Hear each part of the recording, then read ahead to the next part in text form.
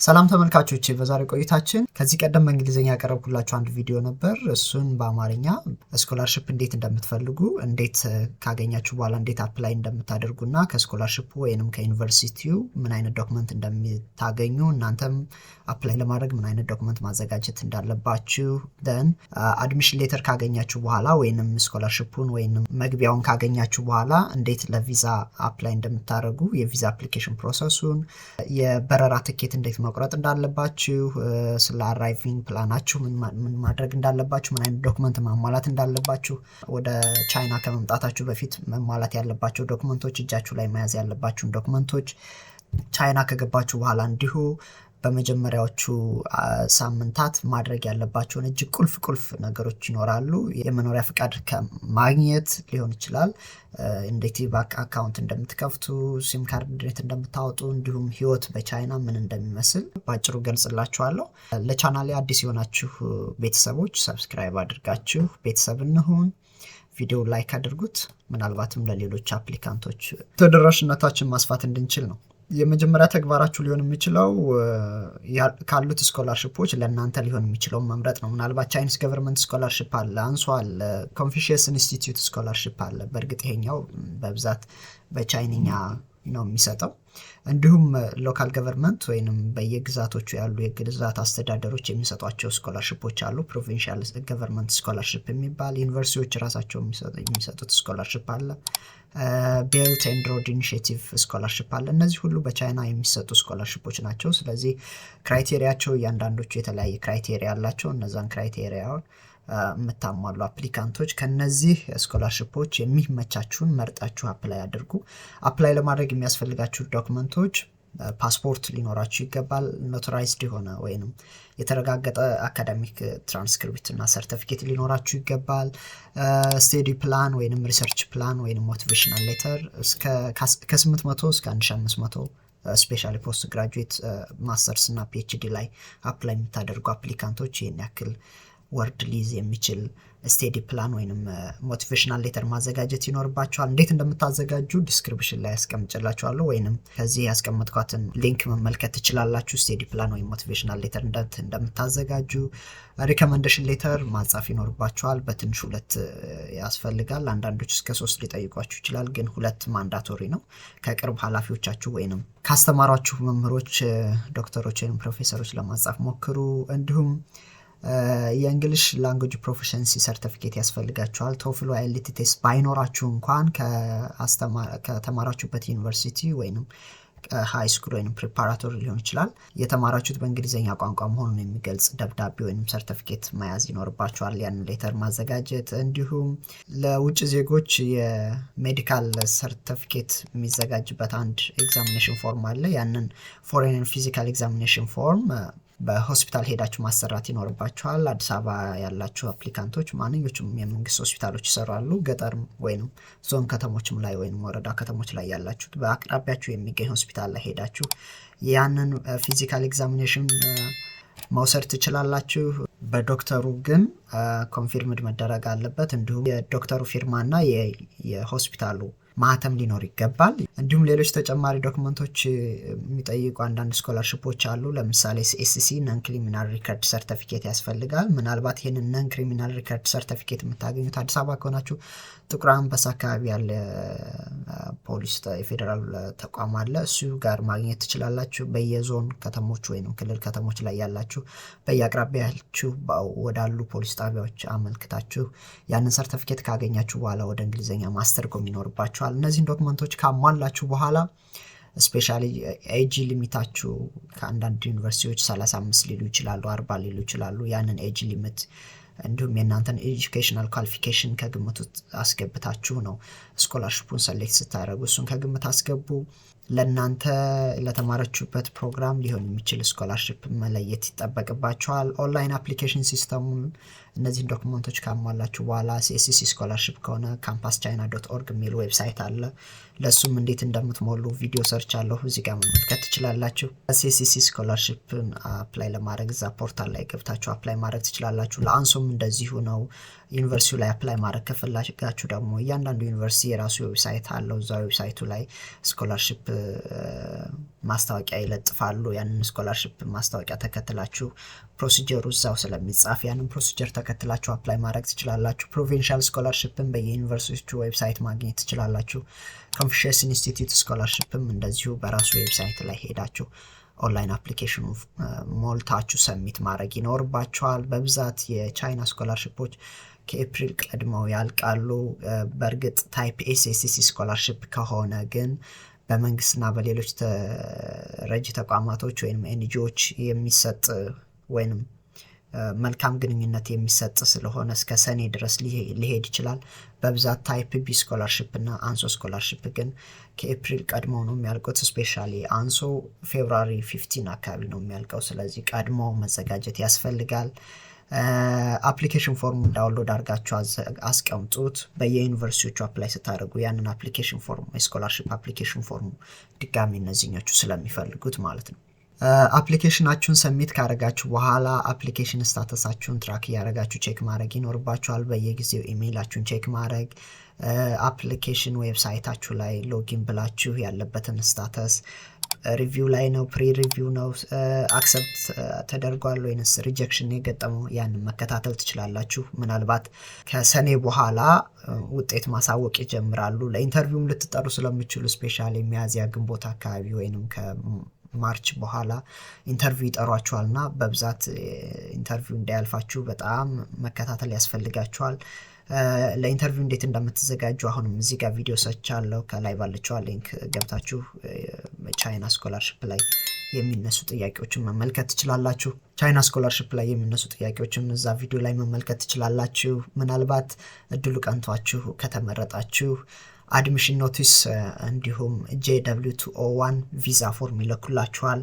እነዛን ቪዛ ፎርም እና አድሚሽን ሌተር ካገኛችሁ በጣም እድለኛ ናችሁ። ስለዚህ ቀጥታ እነዛን ይዛችሁ ወደ ቪዛ አፕሊኬሽን መሄድ ትችላላችሁ። ለቪዛ አፕላይ ማድረግ ትችላላችሁ። ስለዚህ እነዚህ ሁሉ የሚከናወኑት ወደ ቻይና ከመምጣታችሁ በፊት እዛው ባላችሁበት ሀገር ሆኖ ነው የሚሆነው። በብዛት ኢትዮጵያ ከሆናችሁ ደግሞ ቀጥታ ይሄንን JW201 ቪዛ ፎርሙን እና አድሚሽን ሌተሩን ይዛችሁ ለቪዛ አፕላይ ማድረግ ትሄዳላችሁ። ስለዚህ ቪዛ አፕላይ ለማድረግ የምትሄዱት ጦር ኃይሎች አካባቢ ነው ኤምባሲያቸው ያለው። ጦር ኃይሎች ወደ ቤተል የሚያስኬደው መንገድ ትንሽ እንደተከተላችሁ ዝቅ እንዳላችሁ ነው ኤምባሲያቸው ያለው። እዛው ጦር ኃይሎች አደባባዩ ጋር ነው። ወደ ቤተል መስመር ስትሻገሩ ታገኛላችሁ። እዛ አካባቢ ያሉትን ማናቸውንም ሱቆች ብትጠይቁ የት ጋር እንደሆነ ስለሚያሳያችሁ ምንም አትጨናነቁ። እዛው ጦር ኃይሎች አደባባይ ላይ ነው። በጣም ቅርብ ናት። ምንም የሚያስቸግር ነገር አይደለም። ወደዛ ስትሄዱ ግን እነዚህን ዶክመንቶች ማሟላት ይኖርባችኋል። ቫሊድ ፓስፖርት ሊኖራችሁ ይገባል። አትሊስት 6 ወር የጊዜ ርዝማኔ ያለው ፓስፖርት ማዘጋጀት ይኖርባችኋል። ወይንም ከሌላችሁ ደግሞ የግድ ፓስፖርታችሁን ሬዲ ማድረግ ይኖርባችኋል። በአስቸኳይም ቢሆን አሰርታችሁ አድሚሽን ሌተራችሁ የተሰጣችሁ የሚላክላችሁ በኢሜይል የሚላክላችሁ የና አድሚሽን ሌተር እንዲሁም የቪዛ አፕሊኬሽን ፎርም ወይንም JW201 or 202 የሚል ፎርም አለ። የሆነ ሰንጠረዥ ነገር ነው፣ ሙሉ መረጃ ያለ እሱን ነገር ትይዛላችሁ። ፓስፖርት ሳይዝ ፎቶአችሁን ስታዘጋጁ ግን ከጀርባ ረሳሁት፣ አይገርም ነጭ ይሁን ብሉ መሆን አለበት። ክራይቴሪያ ያላችሁ ብቻ ግን አይ ቲንክ ዋይት መሆን መሰላል ያለበት ባክግራውንዱ እንደዛ ክራይቴሪያ ያለው እሱም ማየት ይጠበቅባችኋል። እንደማንኛውም ፎቶ አይደለም። ያንን ክራይቴሪያ ቼክ ማድረግ ይኖርባችኋል። ፓስፖርት ሳይዝ ፎቶ ሊኖራችሁ ይገባል። እንዲሁም የጤና ምርመራ ያደረጋችሁበት የፊዚካል ኤግዛሚኔሽን ፎርሙ ሊኖራችሁ ይገባል። እናንተ ለትምህርት ከሆነ የምትመጡት ያ ፎርም ግድ ነው። በተጨማሪ ምናልባት በግል የምትማሩ ተማሪዎች ካላችሁ ደግሞ ፕሩፍ ኦፍ ፋይናንሻል ሰፖርት ሊኖራችሁ ይገባል። ልክ የባንክ ስቴትመንት አይነት ነገር ማለት ነው። ያን ፋይናንሻል ሰፖርት ሊገልጽ የሚችል ደብዳቤ አብራችሁ መያዝ ይኖርባችኋል። ስለዚህ በጥቅሉ ፓስፖርት፣ አድሚሽን ሌተር፣ ቪዛ አፕሊኬሽን ፎርም፣ ፓስፖርት ሳይዝ ፎቶ፣ ፊዚካል ኤግዛሚኔሽን ፎርም እነዚህ ዶክመንቶች ማሟላት ይኖርባችኋል። እንደ 6ኛ የግል ተማሪዎች ከሆናችሁ ደግሞ ፋይናንሻል ሰፖርት ፕሩፍ ያስፈልጋችኋል። እነዚህን ዶክመንቶች ይዛችሁ ከሄዳችሁ የተወሰኑ ሰልፎች ሊኖሩ ይችላሉ። ክረምት ላይ በብዛት ተማሪ ስለሚኖር ብዙ የሚያጨናንቅ አይደለም። አዘምነውታል አሁን ስራቸውን። በፊት ቢሆን እንኳን ረጃጅም ሰልፎች ይኖሩ ነበር። አሁን ስራቸው በጣም የተቀላጠፈ ስለሆነ ብዙ የሚያቆይ ነገር የለውም። ክፍያዎች ይኖርባቸዋል። እነዛ ክፍያዎች አይ ቲንክ ወደ 2000 ምናምን ነበር። አሁን አረ ነው ስንት እንደርሶ እንደሚሆን ብቻ ግን ክፍያ ይኖራል። ከ5000 ያላነሰ ይሆናል ብዬ ገምታለሁ። አሁን ያንን ነገር ማዘጋጀት ይኖርባቸዋል ለቪዛ አፕሊኬሽን ስትሄዱ። ሌላ ስለዚህ የሚሰጧችሁ ቪዛ ለምሳሌ እኔ ኖቨምበር ምንድነው ኦገስት ላይ አፕላይ አድርጌ ኦገስት ላይ የተሰጠኝ ቪዛ የግድ ከኖቨምበር በፊት ቀድሜ መግባት አለብኝ። ያ ማለት ለምሳሌ እናንተ ኦገስት ላይ ከሆነ ከኖቨምበር ቀድማችሁ ወይም ከህዳር ቀድማችሁ ወደ ቻይና መግባት አለባችሁ። ከዛ እዚህ ከገባችሁ በኋላ ደግሞ ያ ቪዛ የሚያገለግለው ለ1 ወር ማለት ነው። ስለዚህ ጠቅላላ የ4 ወር ቫሊዲቲ ዴት ነው የሚኖረው ማለት ነው የሚሰጣችሁ ቪዛ። ስለዚህ ካስመታችሁት 3 ወር ቀድማችሁ መግባት አለባችሁ። ከ3 ወር ሳይሞላው ወደ ቻይና መግባት አለባችሁ። የፍላይት ትኬት የምታመቻቹት ደግሞ ምናልባት ስኮላርሽፑ አንዳንድ ጊዜ ታይፕ ኤ ስኮላርሽፕ ከሆነ ላይክ እንደ ሞፍኮም አይነት ስኮላርሽፕ ከሆነ ፍላይት ትኬት ራሱ ስኮላርሽፑ ይችልላችኋል። ታይፕ ኤ ስኮላርሽፕ ምን አይነት ነው ካላችሁ አሁንም ቪዲዮ ሰርችላችኋለሁ፣ እሱን መመልከት ትችላላችሁ። እነማን ናቸው ለታይፕ ኤ ስኮላርሽፕ አፕላይ ማድረግ የሚችሉትን ማየት ትችላላችሁ። እና እነዛ ታይፕ ኤ ስኮላርሽፖች አብዛኞቹ ፍላይት ትኬት ያመቻቻሉ። ራሳቸው ትኬቱን ይቆርጣሉ። ትኬቱ ይደርሳችኋል በኢሜል። ያንን ትኬት ቀጥታ ሄዳችሁ የኢትዮጵያ አየር መንገድ ቅርንጫፎች ላይ ሄዳችሁ ትኬታችሁን መያዝ ትችላላችሁ፣ ወይንም ያንን በኢሜል ያገኛችሁትን ማስቀየር ትችላላችሁ። ትኬታችሁን ከያዛችሁ በኋላ መቼ እንደምትመጡ አኮሞዴሽን ማስያዝ አሬንጅ ማድረግ ይኖርባችኋል። ዩኒቨርሲቲያችሁ ኢንተርናሽናል ስቱደንት ኦፊስ ስለሚኖር ከእነሱ ጋር ኮሚኒኬት አድርጋችሁ ኤዘር በዊቻት ወይንም በኢሜል ኮሚኒኬት አድርጋችሁ ካምፓስ ውስጥ ዶርም እንድታገኙ ኤርፖርት ድረስ የሚቀበሏችሁ ሰዎች ያዘጋጃሉ። በጎ ፈቃደኞች ይኖራሉ፣ ተማሪዎች ሊሆኑ ይችላሉ። ስፔሻሊ ደግሞ የፒኤችዲ ተማሪዎች ከሆናችሁ ከእናንተ የሪሰርች ግሩፕ ተማሪዎች ያዘጋጃል የራሳችሁ አድቫይዘር። አንዱን ተማሪ እንግሊዝኛ ቋንቋ መናገር የሚችል ተማሪውን ሄዶ እናንተ እንዲቀበል ያደርጋል፣ ወይም 2-3 ሄደው እንዲቀበሏችሁ ያደርጋሉ። ስለዚህ ምንም አትጨናነቁ። አኮሞዴሽኑ ብቻ አሬንጅ እንዲደረግ መቼ እንደምትመጡ ኢንተርናሽናል ስቱደንት ኦፊስ ካሉ ባለሙያዎች ጋር ኮሚኒኬት አድርጉ። እሱን ካደረጋችሁ በኋላ ቦርዲንግ ያዙ። የቦርዲንግ ፓስ ትኖራለች የሚሰጧችሁ ኤርፖርት ውስጥ፣ እሷን ያዟት። በኋላ ለትኬት ማወራረጃ ምናምን ይጠቅማችኋል። ስፔሻሊ ደግሞ የአንሶ ስኮላርሽፕ ተጠቃሚዎች ከሆናችሁ በኋላ ያንን ትኬት የቆረጣችሁበትን ደረሰኝና ይቺ ቦርዲንግ ፓስ እሷ ታስፈልጋለች። ቦርዲንግ ፓሷን ያዙ፣ እንዳትጥሏት። እሷን ይዛችሁ በኋላ ኦፊስ ሄዳችሁ የምታወራርዱት በዛች ወረቀት አማካኝነት ነው። ምናልባት ወደ በረራ ከመምጣታችሁ በፊት የሚያስፈልጉ በጣም ብዙ ወሳኝ ዶክመንቶች አሉ መያዝ የሚኖርባችሁ። ዶክመንታችሁ መያዝ ይኖርባችኋል። ኦሪጂናሉ ሊሆን ይችላል፣ ኮፒው ሊሆን ይችላል። ፓስፖርታችሁ በየሰዓቱ ስለምታወጡ ስለምታስገቡት እሱን ለብቻው መያዝ ይኖርባችኋል። ሌሎች ቋሚ ዶክመንቶቻችሁን ለብቻችሁ ፓክ አድርጋችሁ መያዝ ይኖርባችኋል። አድሚሽን ሌተራችሁ እንዳትጥሉ፣ ቪዛችሁ እንዳይቀርባችሁ፣ ሜዲካል ዶክመንቶቻችሁን፣ አካዳሚክ ዶክመንቶቻችሁን፣ እነዚህን ሁሉ በአግባቡ ስትር አድርጋችሁ በደንብ መያዝ መቻል አለባችሁ። ከፎሎሚ ጋር ሊሆን ይችላል ወይንም ከጀርባ ባጋችሁ ጋር ሊሆን ይችላል። እንዲሁም ዶላር መያዝ ይኖርባችኋል። የቻይና ብር ስለማታገኙ በትንሹ $300 መያዝ ይኖርባችኋል። በትንሹ ምክንያቱም እዚህ ኢትዮጵያውያን የሌሉበት ዩኒቨርሲቲ ከሆነ እንዳትቸገሩ፣ የሚያበድራችሁ ሰው ላታገኙ ስለምችሉ $300 በትንሹ መያዝ ይኖርባችኋል። 200 ኖርማል ነው፣ ምክንያቱም በጣም ብዙ ወጪ ይኖርባችኋል። በኋላ ነግራችኋለሁ። ስለዚህ $300 ብትይዙ በጣም አሪፍ ነው። በጣም ትንሿ ናት መነግራችሁ። ያለው የዶላር ዋጋ በጣም ውድ ስለሆነ ነው አሳንሼ የምነግራችሁ። የሚያስፈልጓቸውን ልብስ ያዙ። ምናልባት እዚህ ቻይና ልብስ ምናምን ርካሽ ይመስላል፣ ግን ርካሽ ቢሆንም የልብሳቸው ከኢሮፕ ስታንዳርድ ለየት ያለ ነው እና ላይመቻችሁ ይችላል። ስለዚህ ቢያንስ ነገሮችን እስከምታዩ ፋይናንሻሊም ሴኪዩር እስከምትሆኑ ድረስ የሚያስችላችሁን የተወሰኑ ልብሶች ፓክ ብታደርጉ አሪፍ ነው። እንግዲህ የሕክምና ክትትል ካለባችሁ እነሱ ሜዲሲኖች መያዝ ይኖርባችኋል። ላፕቶፕ ወይንም ሌሎች ነሰሪ ኤሌክትሮኒክስ ነገሮች ካሏችሁ እነሱን ፐርሰናል አይተሞቻችሁን በአግባቡ ፓክ ማድረግ ይኖርባችኋል። እንዳትዘነጓቸው። ድርቆሽ ምናምን ምግብ ፓክ አድርጉ። እሺ፣ የቻይና ምግብ እስከምትለምዱ በጣም ስለምትቸገሩ፣ ስለዚህ ድርቆሽ ለመያዝ ሞክሩ። ድርቆሽ ምናልባት ደረቅ እንጀራ ስትይዙ ዝም ብላችሁ በትልልቅ እንትን አታድርጉት፣ ደቀቅ አድርጉት፣ ብዙ ነገር እንዲይዝላችሁ። በብዛት እኛ ጋር የተለመደው ደቀቅ ያላለ ነው እና ደቀቅ ብታደረጉት ብዙ ስፔስ አይዝባችሁም፣ ብዙ ኪሎም መያዝ ትችላላችሁ።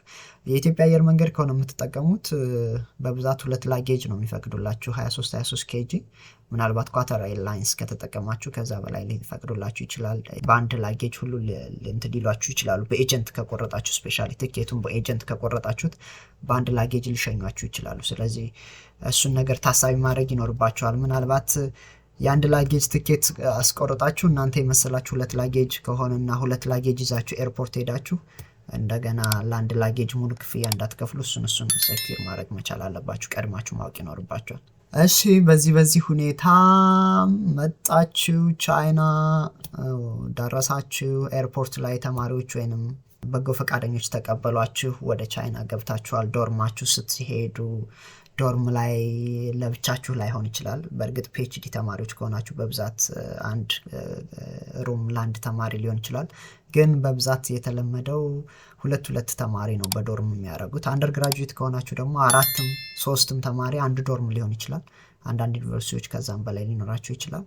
አንድ ዶርምም የሚደርሳቸው አንደር ግራጁዌት ተማሪዎች ይኖራሉ። ከዩኒቨርሲቲ ካምፓስ ቱ ካምፓስ ይሄ ልዩነት እንዳለ በሙን ነው። እንደድላችሁ እንደ ከባቢው ያን ጣፋንታችሁን ተጠቅማችሁ ከጓደኞቻችሁ ጋር ምን አይነት አኗኗር ዘይቤ እንደምትኖሩ እንግዲህ እናንተ የግል ክህሎታችሁ ሊሆን ነው የሚሆነው።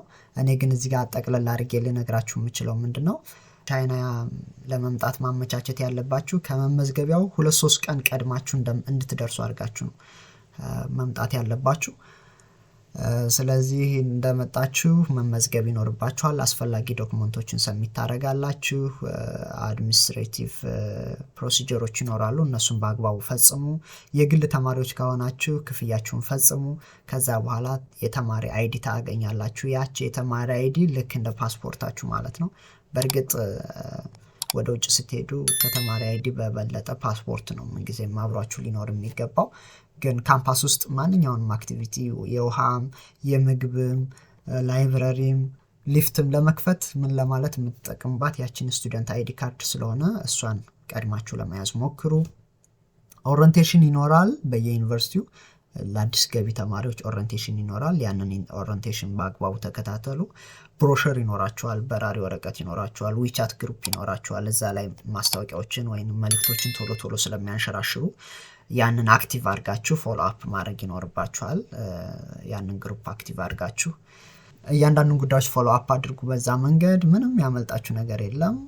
ሴንትራላይዝድ የሆነ ነው ሁሉም ነገር። በቃ በአግባቡ መረጃ ቀጥታ እንደወረደ ይደርሳችኋል። ምንም ነገር ይኖር ምን ያ መረጃ ቀጥታ እጃችሁ ላይ ይደርሳል። በዛ ኖቲስ በዊቻት ግሩፕ በኩል ማለት ነው። ምንም ያጨናንቅ ነገር የለም። ከዛ መቼ ሕክምና ቦታ እንደምትሄዱ ወይንም ለሜዲካል ቼክአፕ መቼ እንደምትሄዱ እንደዚሁም ቪዛችሁን ለማራዘም መቼ እንደምትሄዱ ዩኒቨርሲቲው አሬንጅ ያደርጋል። ስፔሻሊ የመስከረም ገቢ ተማሪዎች በግሩፕ እንድትሄዱ ያደርጓቸዋል። ምንም ችግር የለውም።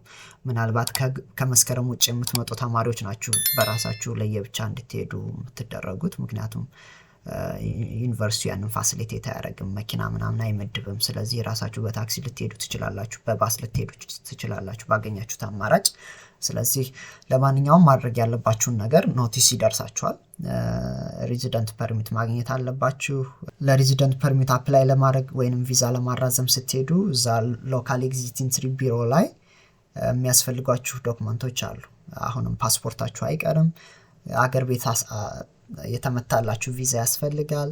አድሚሽን ሌተር ቅድም ያልኳችሁ አድሚሽን ሌተሩ እንዲሁም ቪዛ ፎርም አለ። ማን ነው የቪዛ አፕሊኬሽን ፎርም ወይንም JW201 ፎርም እዚህ እንደመጣችሁ በኢሜል የተላከላችሁን ኦሪጂናሉና አድሚሽን ሌተር እና JW201 ፎርሙን ከየት ታገኛላችሁ? ከኢንተርናሽናል ስቱደንት ኦፊስ ታገኛላችሁ። እዛ ሬጂስተር ስታደርጉ ይሰጧችኋል። ስለዚህ እሱን ዶክመንት ትይዛላችሁ። ዶርም አካባቢ ወይንም ገባችሁበት አፓርታማ ወይንም አኮሞዴሽናችሁ ያለው ቴምፖራሪ አኮሞዴሽናችሁ ሬጂስትሬሽን ፎርም አለ። ያንን ስትሞሉ የሚሰጣችሁ የሆነ ወረቀት አለች። ያችን ፎርም ትይዛላችሁ። ስለዚህ 4 ዶክመንት ወይም 5 ዶክመንት ያስፈልጋችኋል። ፓስፖርት፣ ቪዛ ወይንም ኦልድ ቪዛው ማለት ነው አገር ቤት ያስመታችሁት፣ አድሚሽን ሌተር፣ JW201 ፎርም፣ እንደዚሁም ቴምፖራሪ አኮሞዴሽን ሬጅስትሬሽን ፎርም። እነዚህ ይሄ ቴምፖራሪ አኮሞዴሽን ሬጅስትሬሽን ፎርም ከዶርሚተሪ የምታገኙት ነው። 5 አካባቢ ዶክመንቶች ትይዛላችሁ ወይም 6 አካባቢ ዶክመንቶች ትይዛላችሁ።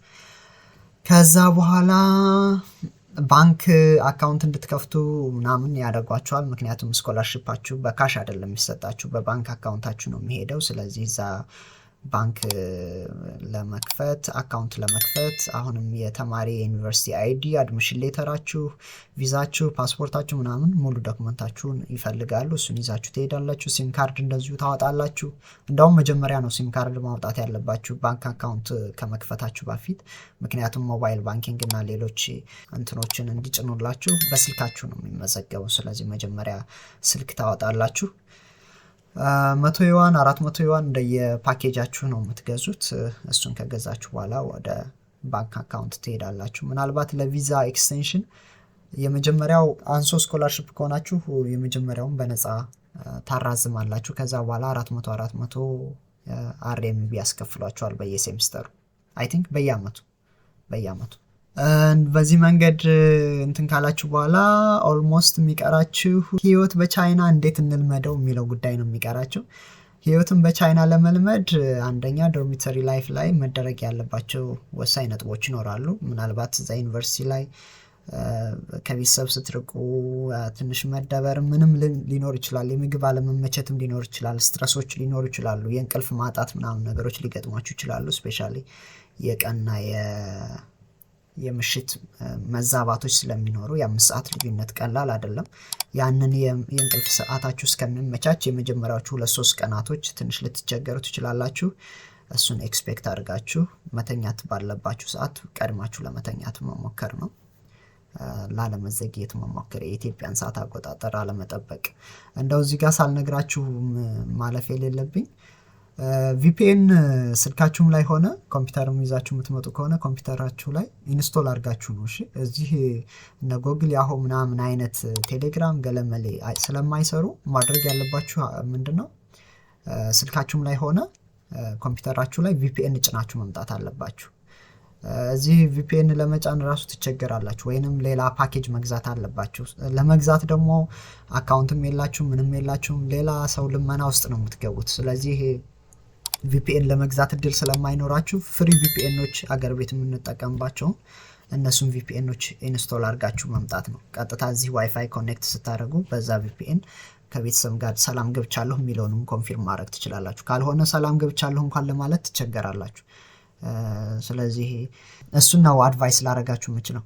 ከዛ ኦሪንቴሽን አቴንድ ካረጋችሁ በኋላ ዩኒቨርሲቲው ላይ ምናልባት ከዩኒቨርሲቲ ውስጥ የተለያዩ ነገሮች ይኖራሉ። ላይክ ክለቦች ሊኖሩ ይችላሉ፣ ጂም ሊኖር ይችላል፣ ካፍቴሪያ፣ ላይብራሪ፣ እንዲህ አይነት ጉዳዮችን በደንብ ካምፓሱን ፋሲሊቲውን በደንብ መተዋወቅ ያስፈልጋል። ስቱደንት ክለቦች ስለሚኖሩ እነዛን ጆይን ማድረግ፣ እግር ኳስ ሊኖር ይችላል፣ መረብ ኳስ፣ ቅርጫት ኳስ፣ የተለያዩ የስፖርት መዝናኛዎች አሉ።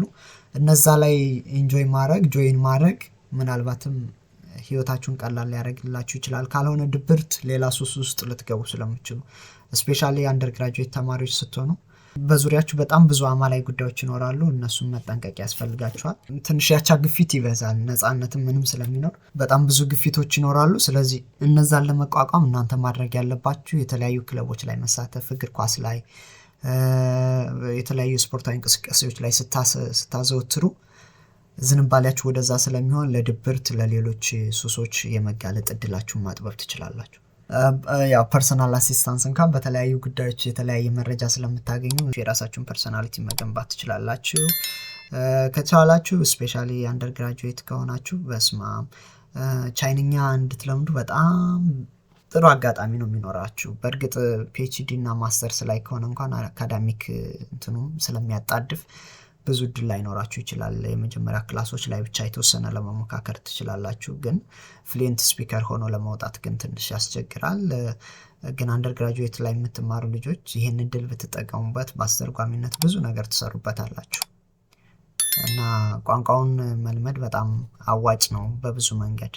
ስፔሻሊ አፍሪካ ላይ ካላቸው ኢንቮልቭመንት አንጻር እጅግ ተጽዕኖ ፈጣሪ ሆኖ የሚወጣ ይመስለኛል ማንዳሪን። ስለዚህ የቻይንኛ ቋንቋን ለመልመድ ብትሞክሩ አዋጭ ነው። እኔ ግን እስካሁን አልለመድኩም የሚገርማቸው። ግን በጣም ይቆጨኛል። ያው ጊዜ ይፈልጋል። አክቹዋሊ ለመልመድ ሞክሩ። ምናልባት 1-2 ሳምንት ከቆያችሁ በኋላ ወደ ከተማ መውጣት ምናምን ስለሚያምራችሁ እሱን ኤክስፕሎር ማድረግ ያስፈልጋል። ሲቲያችሁን just you have to explore your city። ፐብሊክ ትራንስፖርቴሽን እንዴት እንደምትጠቀሙ ላይክ ሰብዌይ ሊሆን ይችላል፣ ባስ ሊሆን ይችላል። ካርዶች ይኖራሉ ወይንም አሊፔይ የክፍያ መፈጸሚያ አማራጮች ይኖራሉ። እነሱን መጠቀም ትችላላችሁ። የትራንስፖርት ካርድ ከፈለጋችሁ ብዙ ጊዜ የምትንቀሳቀሱ ከሆነ ተጠቀሙ። ግን ካምፓሳችሁ ወይም ዶርማችሁ እዛው ካምፓሳችሁ ውስጥ ከሆነ ግን ያን ያክል ያንን ካርድ ማውጣት ወይም መጠቀም ላይ ይጠበቅባችሁ ይችላል። መውጣት ስትፈልጉ ብቻ በአሊፔይ ክፍያችሁን እየፈጸማችሁ እንትን ማለት ትችላላችሁ። ሌሎች ማርኬቶችን የፍራፍሬ ሊሆን ይችላል፣ ሌሎች ሞሎች ዎልማርት ሊሆን ይችላል። እንዲህ አይነቶቹን ማርኬት ፕሌሶች ሎካል ማርኬቶች ቼክ ማድረግ ይኖርባቸዋል። ሬስቶራንቶች፣ ካልቸራል ሳይቶች ይኖራሉ። እነዛን ካልቸራል ሳይቶች ቼክ ማድረግ አትርሱ። አንዳንድ ጊዜ ሪፍሬሽ ለማድረግ የሚጠቅማቸዋል። የቻይኒስ ባህልንም ለማወቅ ይረዳቸዋል። ምናልባት ታክሲ ምን መጥራት ስትፈልጉ የሚያስፈልጓቸው አፕሊኬሽኖች ይኖራሉ። ዲዲ ይሰኛል። እሱን ተጠቀሙበት ለታክሲ ለራይድ ፐርፐዝ። ፉድ ምናምን ማዘዝ ከፈለጋችሁ ደግሞ ወይንም የተለያዩ መጠጦችን ወይም ምግቦችን ለማዘዝ ከፈለጋችሁ ለፉድ ዴሊቨሪ ሚትዋን የሚባል አፕሊኬሽን አለ። እሱን አውርዱት። ኤማፕ ወይንም ባይዱ ማፕ ደግሞ ለጂፒኤስ አገልግሎት ለሎኬሽን ይጠቅማችኋል። እሱን አውርዳችሁ ለመጠቀም ሞክሩ ስልካችሁ ላይ ከሌለ።